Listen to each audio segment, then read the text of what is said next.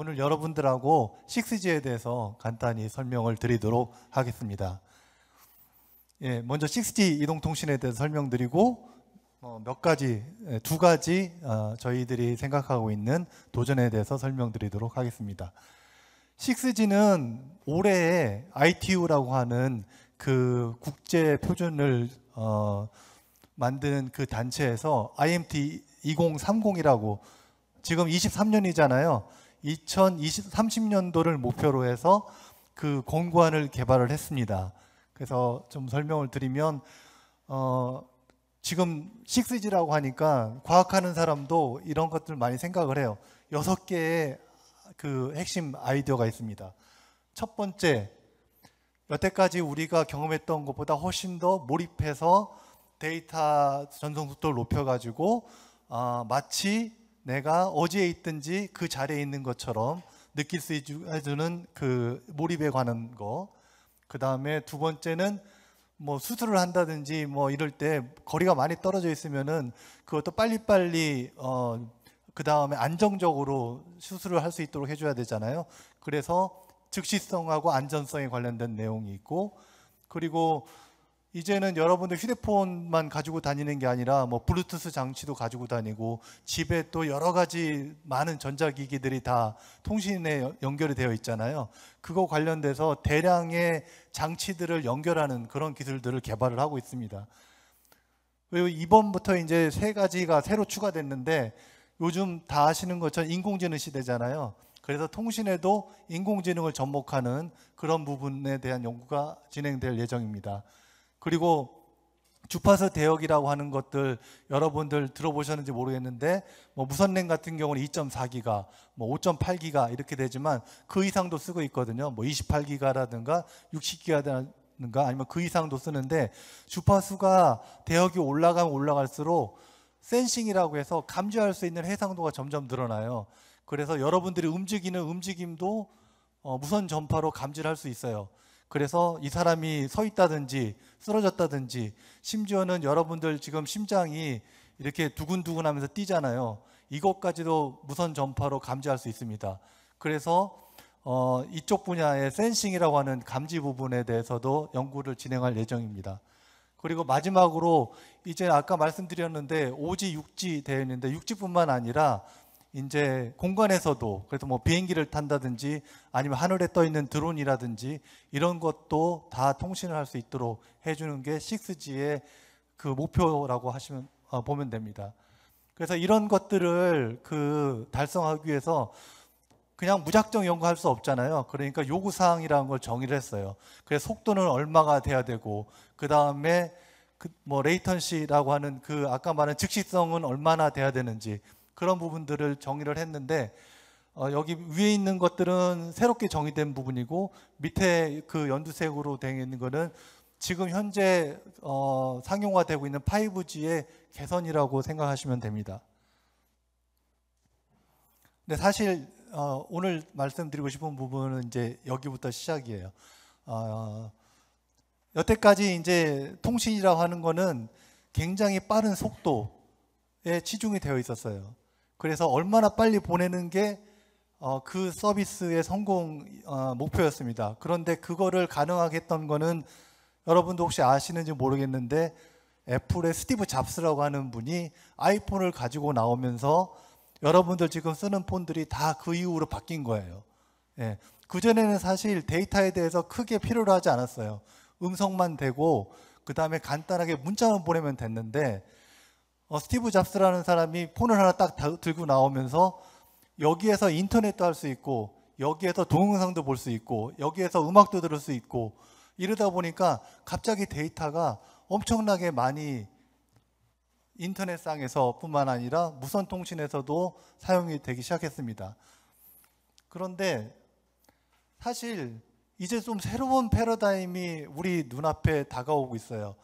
어쩌면 여러분들은 그 시대를 살 수 있을 거라고 생각을 하는데, 인공지능을 이용을 해서 영상을 만들 수 있는 세상이 왔습니다.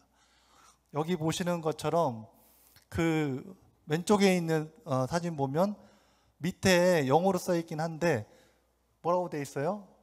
햄버거 사진이라고 돼 있어요. 그러니까 햄버거를 그럴듯하게 만들어낸 거고, 또 오른쪽에 있는 사진은 여자가 웃고 있는 모습을 좀 만들어 달라. 그러니까 여자가 웃고 있는 모습을 만들어줬어요. 여태까지 이런 것들은 다 사람이 작업을 해서 사진을 찍든가 아니면 손으로 그리든가 컴퓨터 이용해서 뭐 드로잉을 하든가 이런 식으로 했는데, 이제는 이 밑에 있는 걸 전문 용어로 프롬프트라고 하는데, 프롬프트만 만들어주면 이런 식으로 그 이미지를 만들어줘요.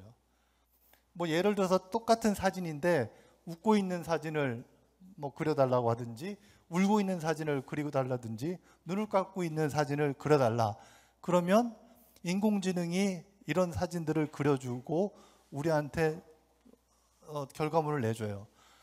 그린다고 생각하는데 이걸 보면은 1단계에서부터 25단계를 거치면서 고양이가 그려지는 걸 볼 수 있어요. 예. 이것들은 사실은 인터넷에 많은 수많은 데이터를 가지고 와요. 그래서 그 다 가지고 온 고양이 사진 중에서 일부를 추출을 하고, 그리고 거기에다가 똑같은 그 그림을 만들면 안 되잖아요. 그러니까 확률이라고 하는 것들을 도입을 해요. 그래서 거기에 예를 들어서 DNA가 돌연변이가 일어나는 것처럼 데이터상에서 돌연변이가 일어나게 만들어줘요. 그러면 이 세상에 없던 그럴싸한 그림이 만들어지는 거예요. 예. 이게 프롬프트입니다.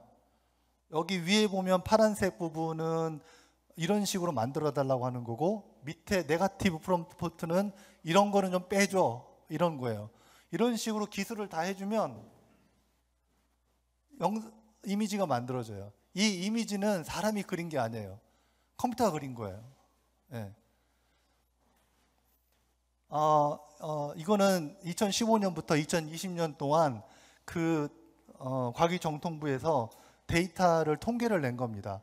보시면 굉장히 많은 부분들이 비디오라든가 웹포탈이라든가 멀티미디어라든가 이런 쪽으로 사용이 되고 있어요. 그런데 아까 방금 설명드린 것처럼 프롬프트를 이용하게 되면 이 많은 데이터들이 필요가 없게 되는 거죠. 예. 그러면 여태까지 스티브 잡스라는 사람 때문에 데이터가 폭발을 해서 어마어마하게 많은 데이터들을 필요로 했는데, 이제는 반대로 데이터 축소 시대예요. 예, 불러주면 내 손에 있는 핸드폰이 그 영상을 만들어주는 거예요. 자, 아까 그 처음 타이틀에 더더더더더라고 되어 있는데 이게 뭔지 아는 사람? 이게 무슨 의미일까요? 이거 혹시 음주단속 할 때 이거 많이 한번 보셨을 거예요. 부르라고, 자, 안 부르니까 더더더더더더 하면서 하잖아요. 이게 무슨 얘기냐면, 여태까지 제가 더더더더에서 어떤 설명을 하기 전까지는 이게 전혀 무슨 의미인지 몰랐잖아요. 자, 이제 통신에서 클로드 세넌이라는 분하고 웨런 웨버라는 두 분이 통신의 이론적 백그라운드를 1949년도에 만드셨어요. 그래서 데이터를 보낼 때는 소스에서 대상으로 가는데 송신기가 있고 거기에 잡음이 끼는데 그 잡음을 제거하고 수신기에서 원래 메시지를 복원하는 게 통신의 기본입니다. 그런데 이거를 그냥 좀 더 디테일하게 설명을 드리면 이렇게 해요. 정보 소스가 이거예요. 이 일을 어떻게 하면 좋아? 소스 코딩을 한다는 거는 데이터를 압축을 하는 거예요. 예, 경상도 사투리는 우야노, 예, 충청도 사투리는 멋져. 예. 그러면 이거를 실제로 보낼 때는 잡음을 고려해서 데이터를 보내야 되니까 여기다가 더 많은 데이터를 실어요. 그래서 예를 들어서 똑같은 단어를 3번씩 반복하는 거예요. 근데 잡음에, 그러면 이제 신호는 원래 바이너리로 날아가야 되는데 지금은 간단히 그냥 신호로 봅니다. 잡음이라고 하는 부분은, 자, 여기 위치에 잡음이 생겼어요. 그러면 수신 신호에 우자 우 이렇게 잡음이 껴 있잖아요. 그러면 채널을 다시 디코딩 할 때는 이런 그 잡음을 다 걷어냅니다. 그래서 원래 신호가 나오고, 그리고 소스 코딩으로 통과를 하면 우리가 원래 보내려고 했던 데이터들이 나오는 거죠. 여기에 말씀드리고 싶은 거는, 이제는 데이터를 보낼 때 의미를 전달하는 그런 데이터를 전달하는 수준이 됐다는 거예요. 여태까지 기계가 바이너리 데이터를 보내는 거에만 초점이 맞춰져 있는데 이제는 그렇지 않다는 거죠. 예. 심볼을 정확하게 보내느냐, 비트를 정확하게 보내느냐가 여태까지 목표였으면 앞으로는 의미를 어떻게 전달하느냐, 그 부분이 중요합니다. 그래서 프롬프트를 아까 말씀드렸는데 프롬프트에 대한 의미를 전달을 제대로 할 수 있으면 그러면은 우리가 원하는 효과를 얻을 수 있는 거죠. 그래서 비트 전송 시대였는데 이제는 어떻게 돼요?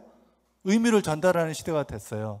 그래서 어떻게 하면 통신을 하는데 바이너리 정보를 보내는 것도 중요하지만 원래 의도했던 의미를 보내는 것도 하나의 축이 될 수 있다라고 말씀드리고 싶습니다. 예, 만들어진 겁니다. 이거를 이제는 아까 말씀드린 것처럼 이미지만 만드는 게 아니라 동영상도 만들어줘요. 그럼 아까 제가 설명드린 대로 프롬프트라고 말씀드렸잖아요. 프롬프트를 기술을 하면 예를 들어서 구연동화 같이 책을 읽어주면 내 손에 있는 컴퓨터가 그 책에 맞는 영상을 만들어서 나한테 보여줘요. 그러면 어떻게 되겠어요? 여태까지 나는 데이터가 어마어마하게 많이 필요했어요. 유튜브 동영상을 보기 위해서는 유튜브에 있는 많은 데이터를 다 받아가지고 봐야 돼요. 그러니까 아까 데이터 무제한, 어마어마한 요금 이렇게 될 수 있는데 프롬프트 이런 기술이 되면 데이터는 어마어마하게 줄겠죠.